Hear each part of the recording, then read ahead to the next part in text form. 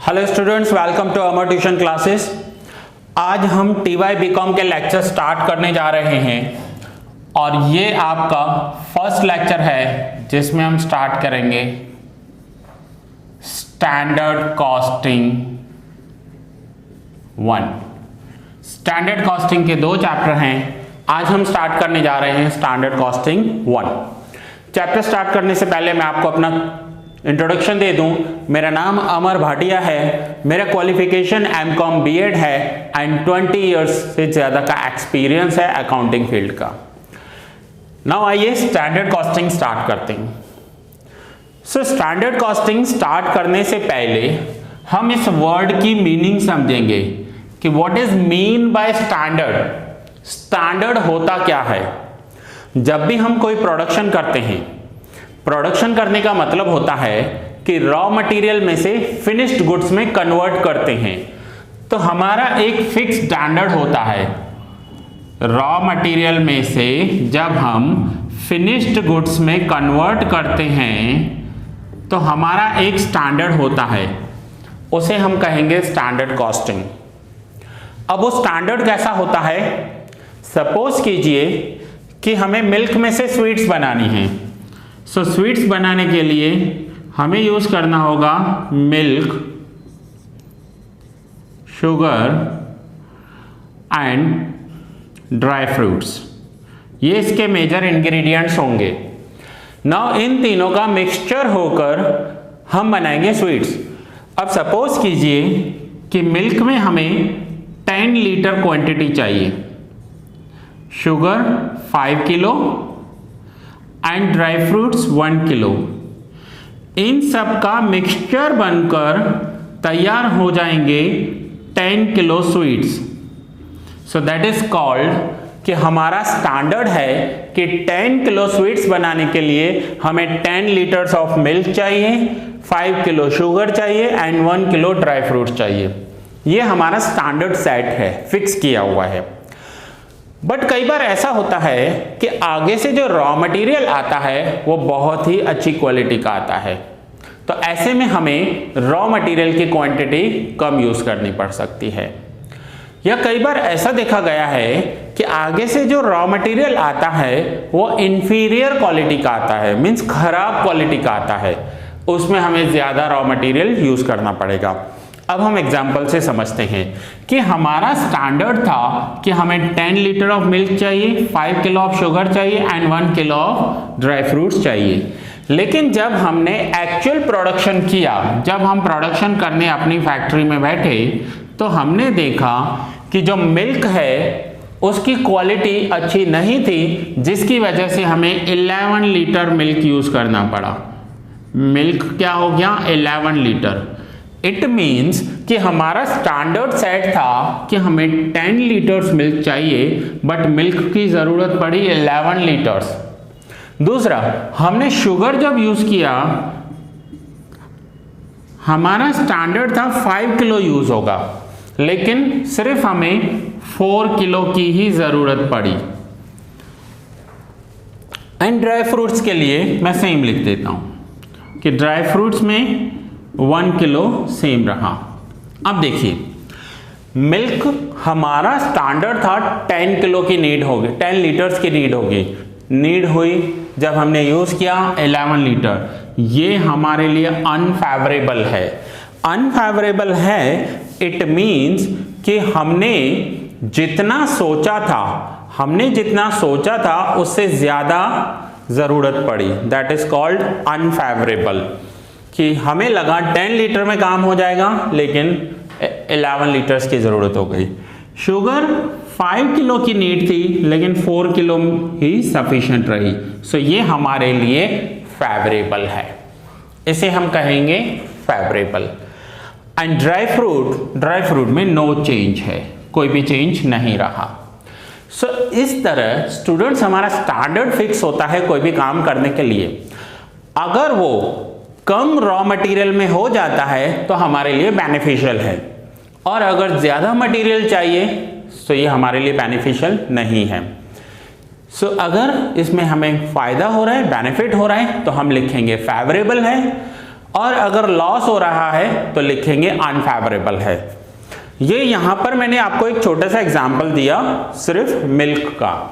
अब मैं आपको दूसरा एग्जांपल देता हूं कि सपोज करो एक ड्रेस बनानी है और ड्रेस बनाने के लिए हमने सोचा है कि 5 मीटर ऑफ क्लॉथ में से ड्रेस बन जाएगी।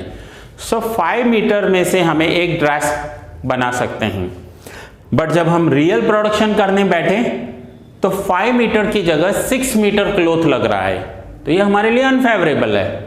यहां पर हमें लॉस हो रहा है। हमने सोचा था 5 मीटर में हो जाएगा बट 6 मीटर चाहिए, तो ये लॉस है हमारे लिए, अनफेवरेबल सिचुएशन है। बट अगर हमने सोचा था कि 5 मीटर में ड्रेस बन जाएगी और उसके सामने 4 मीटर क्लॉथ ही यूज हो रहा है, तो ये हमारे लिए फेवरेबल सिचुएशन है। सो ये chapter one of the most easiest chapter है आपका, पूरा फॉर्मूला बेस्ड है। एक बार अगर आपने फॉर्मूलाज लर्न कर ली तो बहुत इजी हो जाएगा। और हाँ, कुछ स्टूडेंट्स फॉर्मूला लर्न नहीं करते या फॉर्मूला लर्न नहीं होती, तो उनके लिए ये डिफिकल्ट रहेगा। मैं यही कहूंगा कि one of the most easiest chapter है कि हमारा स्टैंडर्ड क्या है और हमारे एक्चुअल सिचुएशंस क्या है, उन दोनों को हम चेक करेंगे। अब ये जो डिफरेंसेस आ रहे हैं, इस डिफरेंस को हम कहते हैं वेरिएंस। इसे हम कहेंगे वेरिएंस। वेरिएंस का मतलब होता है डिफरेंसेस। वेरिएंस। अब वेरिएंस में क्या होगा, अलग अलग टाइप के वेरिएंसेस होते हैं। अभी जो मैंने आपको वेरिएंस का एग्जांपल दिया कि हमने जितना भी उसका रॉ मटेरियल का मिक्सचर सोचा था उससे कम या ज्यादा यूज हो रहा है, that is raw material variance. अब हम इसमें देखेंगे प्राइस वेरिएंस। प्राइस वेरिएंस क्या होता है,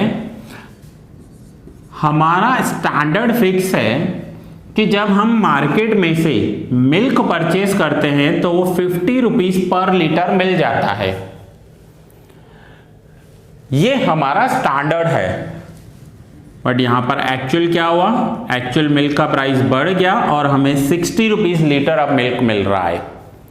सो जिस प्राइस पर हमने सोचा था कि रॉ मटेरियल मिलेगा, उससे ज्यादा प्राइस पर रॉ मटेरियल मिल रहा है, ये हमारे लिए अनफेवरेबल सिचुएशन है। सो यहां पर हम क्या लिखेंगे कि स्टैंडर्ड है हमारा 50, एक्चुअल लग रहा है 60, सो वेरिएंस -10 अनफेवरेबल। ये सिचुएशन हमारे लिए अनफेवरेबल है। बट इसका रिवर्स हो, हमारा स्टैंडर्ड है 50 और मिल्क मिल रहा है 40 रुपीज में, तो यहां पर हमें 10 रुपीज बचेंगे, ये हमारे लिए फेवरेबल सिचुएशन है। सो पहले हमने क्वांटिटी का वेरिएंस देखा कि हम जो प्रोडक्शन कर रहे हैं उसमें ज्यादा मटेरियल यूज हो रहा है या कम यूज हो रहा है। Now second is price variance, कि हमने जो प्राइस सोचा था उस प्राइस से अगर कम लग रहा है, कम प्राइस पर रॉ मटेरियल अवेलेबल है, तो ये हमारे लिए फेवरेबल सिचुएशन है। और अगर उससे ज्यादा प्राइस पर रॉ मटेरियल मिल रहा है तो ये हमारे लिए अनफेवरेबल है। So next is cost variance, जिसे हम टोटल कॉस्ट कहते हैं। Total cost variance. अब किसी भी चीज का प्रोडक्शन जब हम करते हैं, जैसे एक ड्रेस बनाते हैं, तो ड्रेस बनाने के लिए क्या क्या लगता है, आप कॉस्ट शीट सीख कर आए हो SY बीकॉम में। सबसे पहले मटेरियल के बाद उसमें लगता है लेबर, हम वर्कर्स को चार्जेस देते हैं। देन फैक्ट्री एक्सपेंसेस के बाद ऑफिस एक्सपेंसेस, सेलिंग एक्सपेंसेस, इन सब को मिलाकर हम कहते हैं टोटल कॉस्ट। आप जब कॉस्ट शीट बनाते थे, so material plus labour, factory overheads, office overheads, selling overheads, इन सबको टोटल कर हम काउंट करते थे टोटल कॉस्ट। अब हमारा जो टोटल कॉस्ट है, हमने सोचा था, हमारा स्टैंडर्ड था कि ये 1000 रुपीज में हमारी एक ड्रेस बन जाएगी। लेकिन जब हम रियल में बनाने बैठे और टोटल कॉस्ट देखा तो वो था 900 रुपीज एक्चुअल। यहां पर हमारा अंदाजा था कि 1000 रुपीज में ड्रेस बनेगी, बट ड्रेस बन गई 900 में। ये हमारे लिए फेवरेबल सिचुएशन है, हमारा कम लग रहा है पैसा। बट अगर इसका रिवर्स हो रहा है, हमने सोचा 1000 रुपीज में ड्रेस बनेगी, बट ड्रेस के लिए एक्चुअल कॉस्ट लगा 1200, सो यहाँ पर 200 रुपीज ज्यादा लग रहे हैं। ये हमारे लिए अनफेवरेबल सिचुएशंस हैं। सो यहाँ पर आज मैंने आपको स्टैंडर्ड कॉस्टिंग की मीनिंग बताई कि स्टैंडर्ड कॉस्टिंग होता क्या है। हम स्टैंडर्ड कॉस्टिंग को एक्चुअल कॉस्टिंग के साथ कंपेयर करेंगे एंड देखेंगे कि हमारा कॉस्ट जो है उसमें हमें प्रॉफिट हो रहा है, फायदा हो रहा है, बेनिफिट हो रहा है, तो ये हमारे लिए फेवरेबल सिचुएशंस रहेंगी। और अगर लॉस हो रहा है या हमारे स्टैंडर्ड से ज्यादा कॉस्ट लग रही है, तो ये हमारे लिए अनफेवरेबल सिचुएशंस होंगी। दूसरा स्टूडेंट्स, जब भी मैं आपको सम करवाऊंगा मैं ये बुक यूज करूंगा, सुधीर प्रकाशन की बुक है ये। इसमें आपको सम्स मिल जाएंगे, मैं क्वेश्चंस आपको दिखाऊंगा और उसके बाद सारे क्वेश्चंस सॉल्व करवाऊंगा। ये हमने आज स्टैंडर्ड कॉस्टिंग का इंट्रोडक्शन लिया। दूसरा, आपको अगर सारे लेक्चर्स मेरे देखने हैं तो आप प्ले स्टोर पर जाकर मेरा ऐप है, आप वहां सर्च कीजिए अमर ट्यूशन क्लासेस, आपको मेरा ऐप मिल जाएगा और उस ऐप में आपको पूरा कंटेंट अवेलेबल हो जाएगा।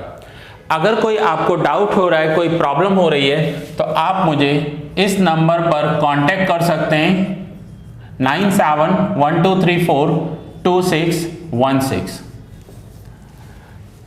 सो नाउ ये आज हमारा इंट्रोडक्शन लेक्चर था जिसमें हमने standard costing and actual costing का मीनिंग समझा। नेक्स्ट लेक्चर में मैं आपको फॉर्मूलाज एक्सप्लेन करूंगा कि इसकी फॉर्मूलाज कैसे होती हैं और उसके बाद हम सम स्टार्ट करेंगे। सो ये लेक्चर मैं यहां ही पूरा कर रहा हूं। मिलते हैं नेक्स्ट लेक्चर में, फॉर्मूलाज सीखेंगे। Thank you very much.